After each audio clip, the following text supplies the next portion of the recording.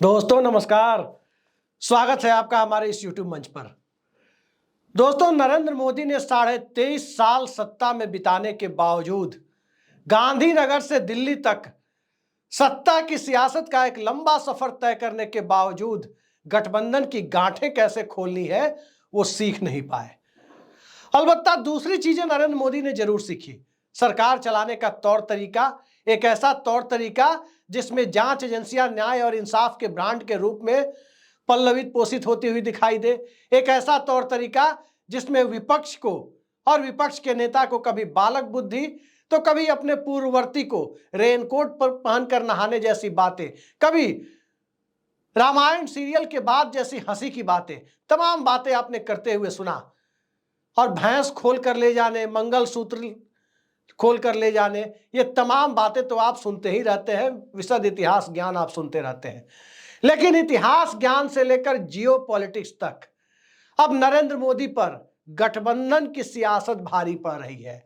अब दूसरों की बातें छोड़ दीजिए, मौजूदा सत्ता में जिसे भाजपा की बजाय एनडीए की सरकार कहा जा रहा है, और इसलिए कहा जा रहा है क्योंकि नरेंद्र मोदी के पास इस सत्ता के लिए जो जरूरी ऑक्सीजन चाहिए, उस ऑक्सीजन की सप्लाई दरअसल पटना और अमरावती से हो रही है, बिहार और आंध्र प्रदेश से हो रही है, कुछ हद तक मुंबई से हो रही है, शिंदे गुट की तरफ से हो रही है, नीतीश कुमार की तरफ से हो रही है, तो चिराग पासवान और चंद्रबाबू नायडू की तरफ से हो रही है। लेकिन आज जो जिस प्रकार से ये गठबंधन का सिराजा, एनडीए का सिराजा बिखरता हुआ दिखा है, उसके बाद अब ये सरकार चंद दिनों की मेहमान नजर आ रही है। चंद दिनों की मेहमान इसलिए क्योंकि नीतीश कुमार को भी अपनी राजनीति करनी है, चंद्रबाबू नायडू को भी अपनी राजनीति और अर्थनीति दोनों करनी है, एकनाथ शिंदे गुट के सांसदों को भी महाराष्ट्र चुनाव के बाद अपने राजनीतिक भविष्य की चिंता करनी है और अपने सियासी ठौर ठिकाने को लेकर अस्थायी उपाय ढूंढना है। लेकिन इन सब से आगे नरेंद्र मोदी को कोई सियासी ठौर ठिकाना नहीं ढूंढना है। नरेंद्र मोदी को अपनी सत्ता का ठौर ठिकाना बनाए रखने की कोशिश करनी है, और बिना नीतीश कुमार, बिना चिराग पासवान, बिना चंद्रबाबू नायडू ये होने नहीं जा रहा है। डोमेस्टिक पॉलिटिक्स की बातें बहुत हुई, अंतरराष्ट्रीय राजनीति अब भारत में एनडीए गठबंधन के लिए चिंता का सबब बन गई है, और करीब करीब यह गठबंधन बिखरने की कगार पर जा पहुंचा है। घरेलू राजनीति की जहां तक बात होती है, डोमेस्टिक पॉलिटिक्स की, उसमें किसी को आरक्षण चाहिए, किसी को जाति जनगणना चाहिए, किसी को विशेष राज्य का दर्जा चाहिए, किसी को स्पेशल पैकेज चाहिए, किसी को दिल्ली से हर डिपार्टमेंट में भारी भरकम पैसा चाहिए, सब कुछ सबको चाहिए। लेकिन मुद्दा अब दूसरे स्तर पर जा रहा है। अब इजराइल फिलिस्तीन पर मामला जा रहा है, और नीतीश कुमार के पॉलिटिकल एडवाइजर कहे जाने वाले उनकी पार्टी के वरिष्ठ नेता केसी त्यागी अब खुलकर बयान दे रहे हैं। नीतीश कुमार के इशारे के बिना केसी त्यागी बयान दे, ये हो नहीं सकता। केसी त्यागी ने साफ साफ कह दिया कि इजराइल को नरेंद्र मोदी सरकार सहायता रोके, क्योंकि जो अमानवीय तस्वीरें आ रही हैं फिलिस्तीन से, वो सबको हिला देने वाली है। और जिस प्रकार से भारत में माहौल बनाया गया कि फिलिस्तीन के समर्थन में कोई पोस्ट करे तो उसे मुकदमा किया जाए और तमाम तरह की बातें कही जाए, अब वो समय लद चुका है। वो 303 वाला जमाना था, आज 240 वाला जमाना है नरेंद्र मोदी के लिए। बहुमत से 32 कम का आंकड़ा, और सिर्फ जेडीयू ही नहीं, जेडीयू के साथ साथ आप देखते चले तो चिराग पासवान की पार्टी तो हर मुद्दे पर नरेंद्र मोदी से अलग राय, मुख्तलिफ राय रख रही है। चिराग पासवान की पार्टी, लोक जनशक्ति पार्टी, सीधे सीधे राहुल गांधी के जाति जनगणना के मुद्दे का समर्थन कर रही है। वो सीधे सीधे वक्फ बोर्ड के बिल को लेकर के सरकार से अलग राय रख रही है। वो सीधे सीधे लेटरल एंट्री का विरोध कर रही है, और कई सारे ऐसे मुद्दे हैं। सुप्रीम कोर्ट के फैसले को लेकर जो परिस्थितियां बनी कि ओबीसी आरक्षण के भी, एससी एसटी आरक्षण में भी सब क्लासिफिकेशन यानी बंटवारा किया जा सकता है, उसके विरोध में यह पार्टी खड़ी है। तो आप अंदाजा लगा सकते हैं कि नरेंद्र मोदी के लिए एक तरफ सत्ता चलाना, दूसरी तरफ राजनीति करना, तीसरी तरफ जांच एजेंसियों को यह खुली छूट देना कि विपक्षी नेताओं के खिलाफ किस तरह से कार्रवाई करनी है, कि जो आ सकता है उसे साथ लाओ, जो नहीं आ सकता है उसे हवालात पहुंचाओ। अब ये रणनीति नाकाम होती हुई दिख रही है, क्योंकि इस रणनीति के लिए जांच एजेंसियों को खुली छूट के लिए और जांच एजेंसियों के अधिकारियों को चूंकि नौकरी करनी है, इस सरकार में भी नौकरी करनी है और सरकार बदलने के बाद भी नौकरी करनी है, तो उन्हें भी जो एश्योरेंस चाहिए वो एश्योरेंस दे पाने की स्थिति भारतीय जनता पार्टी की नहीं रही कि कोई व्यक्ति रिटायर हो जाए या वीआरएस ले ले तो उसे विधानसभा लोकसभा का टिकट देकर चुनाव लड़ा दिया जाए। अब हालात बदल चुके हैं और इस बदले हुए हालात में जांच एजेंसियों के अधिकारी भी विपक्ष के नेताओं के ऊपर हाथ डालने से कतराते हुए दिख रहे हैं। कलकत्ता में आप देख रहे हैं सीबीआई गई है क्या करने, आरजी कार मेडिकल कॉलेज वाले मामले को देखने गई है, उसकी जांच करने गई है और वहां सीबीआई कर क्या रही है? किसी दूसरे मामले में घोष साहब को पकड़ करके उनके खिलाफ दूसरी तरह की ही जांच चल रही है। तो इससे अंदाजा लगाया जा सकता है कि सत्ता की स्थिति मौजूदा दौर में कैसी हो गई है। अब सिर्फ मुहूर्त का इंतजार किया जा रहा है। मुहूर्त का इंतजार इसलिए क्योंकि आखिर ये सहयोगी दल कब साथ छोड़ेंगे। हरियाणा के चुनाव का, जम्मू कश्मीर के चुनाव का नतीजा आएगा 4 अक्टूबर को। 4 अक्टूबर के बाद महाराष्ट्र और झारखंड के चुनाव अनाउंस होंगे। हो सकता है बिहार के चुनाव भी साथ में अनाउंस हो जाए, कुछ राज्यों के उपचुनाव भी साथ में अनाउंस हो जाए, लेकिन इन चुनाव के नतीजे नवंबर के अंत तक या दिसंबर के पहले सप्ताह तो आ ही जाएंगे। फिर इस सरकार का क्या? संसद के शीतकालीन सत्र में सरकार क्या टिकेगी या संसद के शीतकालीन सत्र के पहले नरेंद्र मोदी की सरकार खुद मैदान छोड़ देगी? कई सारी परिस्थितियां एक साथ आकर खड़ी हो गई है और जब परिस्थितियां एक साथ आकर खड़ी हो रही है तो एक तरफ नीतीश कुमार की पसमानदा राजनीति कसौटी पर है, चिराग पासवान की दलित राजनीति कसौटी पर है, चंद्रबाबू नायडू की अपने राज्य को जिस प्रकार से आर्थिक विषमताओं में, आर्थिक परिस्थितियों में, संकटों में घिरा हुआ राज्य है, उसे निकालने की चुनौती सुरसा की तरह उनके सामने खड़ी है। एकनाथ शिंदे गुट के 7 सांसद हैं, उनके सांसदों के सामने हालात ये बने हुए हैं कि महाराष्ट्र में सत्ता नहीं आई तो कम से कम उद्धव ठाकरे से व्यक्तिगत संबंध तो ठीक रखो ताकि पॉलिटिकल रिहेबिलिटेशन, राजनीतिक पुनर्वास की परिस्थितियां बन सके। और इन सब हालात के बीच नरेंद्र मोदी को अपनी सरकार को घसीटते हुए 5 साल ले भी जाना है, लेकिन उसके लिए कौशल चाहिए होता है, उसके लिए विश्वास की बुनियाद रखनी होती है और उस विश्वास की बुनियाद के पीछे दरअसल पिछला इतिहास भी काम आता है और वो पिछला इतिहास भारतीय जनता पार्टी के मौजूदा नेतृत्व के पक्ष में एकदम नहीं है, क्योंकि 10 सालों के उस पिछले इतिहास में सत्ता का गुरूर है, बहुमत का घमंड है, जांच एजेंसियों के दुरुपयोग की एक पूरी की पूरी श्रृंखला है और इन सब से आगे बढ़कर देखें तो एक अकेला कितनों पर भारी का वो दंभ है और उस दंभ की सार्वजनिक स्वीकारोक्ति है, जिस सार्वजनिक स्वीकारोक्ति के बाद न तो नीतीश कुमार के पास यहां टिकने का कोई कारण बनता है, न तो चिराग पासवान के पास यहां टिकने का कोई कारण बनता है, न तो शिंदे और अजीत पवार के पास टिकने का कोई कारण बनता है और न ही चंद्रबाबू नायडू की टीडीपी के पास एनडीए गठबंधन में टिकने का कारण बनता है। ट्रेलर दिखना शुरू हो गया है, सरकार गिरने करीब करीब तय दिखाई दे रही है, क्योंकि जिस कमजोर नस के ऊपर केसी त्यागी के बयान के माध्यम से भारतीय जनता पार्टी को घेरने की कोशिश की गई है वो विपक्ष की तरफ से नहीं, वो सत्ता के सहयोगी दल के द्वारा जो की गई है, वहां भारतीय जनता पार्टी के पास एक लाइन लेना और प्रो फिलिस्तीन बातें करना, जो भारत के विदेश नीति का हिस्सा है, स्वतंत्र फिलिस्तीनी राष्ट्र, ये भारत के विदेश नीति का हमेशा से अंग रहा है।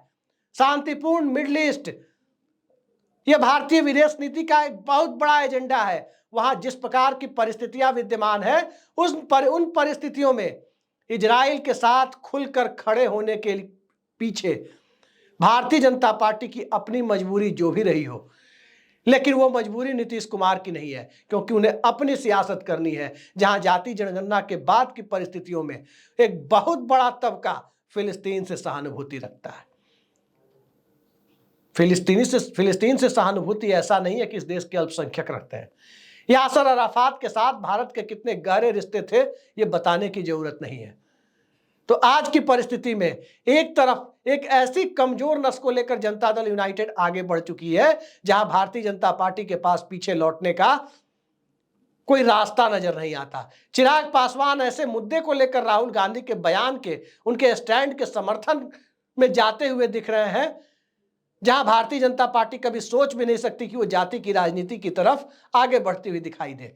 चंद्रबाबू नायडू के लिए जो परिस्थितियां हैं, उन परिस्थितियों में समर्थन वापसी उनके लिए समय की बात है। और समय की बात इसलिए है क्योंकि उन्हें तो इंतजार नीतीश कुमार या चिराग पासवान का है, खासकर नीतीश कुमार का, कि वो इस सरकार से अपनी राहें कब जुदा करते हैं। और नीतीश कुमार की राहें सभी जानते हैं कि तभी जुदा होंगी, अभी तो ट्रेलर दिखा रहे हैं, लेकिन राहें तभी जुदा होंगी जब उनके चेहरे पर और 2015 के चुनावी फॉर्मूले पर बिहार में चुनाव लड़ने के लिए राष्ट्रीय जनता दल और कांग्रेस तैयार हो जाए, राहुल गांधी और मल्लिकार्जुन खड़गे तैयार हो जाए, लालू यादव और तेजस्वी यादव तैयार हो जाए। तो दिल्ली की सत्ता की बिसात पटना की राजनीति से भी प्रभावित हो रही है, फिलिस्तीन की परिस्थितियों से भी प्रभावित हो रही है, सामाजिक न्याय के मुद्दों से भी प्रभावित हो रही है। महाराष्ट्र की जमीनी राजनीतिक हालात, जिस राजनीतिक हालात में 50 खोके एकदम ओके का नैरेटिव शिवसेना के दोनों गुटों ने जिस प्रकार से जमीन पर बना रखा है, उसके बाद जनमत जिस तरह से व्यवहार करने लगा है, लोकसभा चुनाव में उसकी एक झलक दिखाई दे चुकी है। तो उसके बाद की परिस्थितियां अब उसमें ज्यादा कुछ कहने के लिए बचता इसलिए भी नहीं है क्योंकि मराठी मानुस सब कुछ बर्दाश्त कर सकता है। मराठी अस्मिता के सवाल को जिस तरह से राजनीति के केंद्र में लाने की कोशिश शरद पवार कर रहे हैं, उद्धव ठाकरे कर रहे हैं, उस परिस्थिति में शिंदे गुट या भाजपा के लिए कुछ विशेष बचता नहीं है। योगी आदित्यनाथ उत्तर प्रदेश के चुनाव में मिल्कीपुर बार बार जा रहे हैं। अयोध्या उपचुनाव की तारीख घोषित नहीं हुई है, लेकिन अयोध्या एक बार फिर उत्तर प्रदेश के लिए, वो पूरा संसदीय क्षेत्र, उसका एक विधानसभा क्षेत्र फिर भारतीय जनता पार्टी के लिए और अखिलेश यादव के लिए भी एक डू और डाई बैटल में तब्दील होता दिख रहा है कि आखिर अवधेश प्रसाद की छोड़ी हुई सीट पर क्या होना है। लेकिन जो होना है वो बाद में होना है। सबसे पहले तो महाराष्ट्र का चुनाव होना है और उससे भी पहले या करीब करीब उसी के साथ फिलिस्तीन का सवाल जनता दल यूनाइटेड के द्वारा जिस स्ट्रेटजी से उठाया गया है, आप समझ सकते हैं कि ये रास्ता समर्थन वापसी की तरफ जाता है। एक पुराना किस्सा आपको चलते चलते बताता हूं। किस्सा यह है कि जयललिता ने अटल बिहारी वाजपेयी सरकार को समर्थन दिया, सरकार बनवाई और हर दिन कोई ना कोई मुद्दा जयललिता के द्वारा उठाया गया। लेकिन असल मुद्दा यह था कि धारा 356 का प्रयोग कर करुणानिधि की सरकार बर्खास्त की जाए, जो अटल बिहारी वाजपेयी करना नहीं चाहते थे। बम्बई जजमेंट के बाद उनके लिए करना भी करीब करीब नामुमकिन की तरह था। लेकिन जयललिता को जब समर्थन वापस लेना था, उस समय सबको तय दिखाई देने लगा कि यह मुद्दा, जो नौसेना प्रमुख विष्णु भागवत की बर्खास्तगी का जो मुद्दा उठाया जयललिता ने, सबको लग गया कि समर्थन वापसी अब चंद घंटों या चंद दिनों की बात है। और अंततः वही हुआ, सरकार एक वोट से गिर गई थी। फिलिस्तीन का मुद्दा, जो बिहार में नीतीश कुमार के पसमानदा वोट बैंक के साथ, जिसकी तादाद बिहार में तकरीबन 13% है, उस वोट बैंक के साथ सीधे जाकर जुड़ रहा है।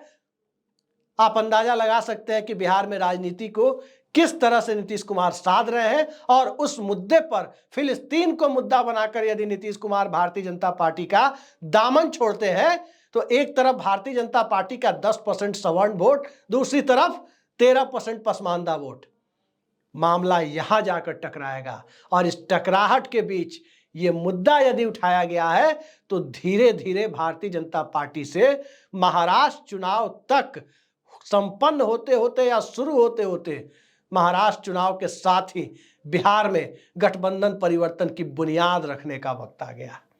ये संकेत नीतीश कुमार दे रहे हैं। हालात कुछ वैसे ही हैं। और चंद्रबाबू नायडू क्या कर रहे हैं? वो नीतीश कुमार के रुख का इंतजार कर रहे हैं। और इन दोनों ही परिस्थितियों में नरेंद्र मोदी की सरकार करीब करीब सत्ता से दूर होती हुई दिखाई दे रही है। आने वाले वक्त में देखते हैं कि राष्ट्रीय और अंतर्राष्ट्रीय परिस्थितियों को सुलझाने में एक तरफ यूक्रेन, दूसरी तरफ रूस, नरेंद्र मोदी जा तो रहे हैं, जाने का कोई नतीजा नहीं निकलता, क्योंकि उनके लौटने के बाद क्या हो रहा है वहां पर वो सभी देख रहे हैं। लेकिन जहां नतीजा निकलने की गुंजाइश है, वहां इजराइल और फिलिस्तीन की परिस्थितियां और फिलिस्तीन से जो अमानवीय बेहद मार्मिक तस्वीरें सामने आती है, उसके बाद की परिस्थितियां नीतीश कुमार को इस देश के अंदर, चंद्रबाबू नायडू को इस देश के अंदर, सिंधे गुट के सांसदों और चिराग पासवान को इस देश के अंदर उस परिस्थिति में लाकर खड़ा कर रही है जहां इस देश के जनमानस का बहुत बड़ा हिस्सा ये कह रहा है कि नरेंद्र मोदी सरकार की जो नीतियां जन विरोधी नीतियां हो सकती है, प्रो कॉर्पोरेट हो सकती है, इस देश के इथोज के खिलाफ हो सकती है, उसको चलाने के लिए नरेंद्र मोदी और अमित शाह जितने जिम्मेदार नहीं है, उससे कहीं ज्यादा जिम्मेदार नरेंद्र मोदी और अमित शाह की सरकार की बैसाखी बनकर चलवाने वाले लोग हैं। और इस कोपभाजन से बचने के लिए फिलिस्तीन के मुद्दे का रणनीतिक इस्तेमाल नीतीश कुमार जैसा सीजन्ड पॉलिटिशियन ही कर सकता है। इस बात को शायद नरेंद्र मोदी भी समझते हैं, हिंदुस्तान की सियासत भी समझती है, और इसके पीछे जो सियासी खेल है उस खेल को कम से कम मंडल, कमंडल और इन सब के बीच मंडल फोर्सेज के साथ अल्पसंख्यकों को साथ जोड़कर जो चुनावी रणनीति उत्तर भारत में बनाई जाती रही है, उस रणनीति के सबसे बड़े केंद्र में रहे हुए लोगों में से जो अभी भी सक्रिय राजनीति में जो चंद लोग बचे हुए हैं, उनमें से यदि नीतीश कुमार जैसे लोग हैं, उनकी पार्टी की तरफ से मुद्दा आया है, तो इससे साफ जाहिर होता है कि अब सत्ता का ऑक्सीजन नरेंद्र मोदी के लिए करीब करीब खत्म हो चुका है। यह सरकार अब जाती हुई दिख रही है, बस औपचारिकता निभाए जाने का इंतजार है। तो देखते जाइए होता क्या है। आज के लिए इतना ही। नमस्कार।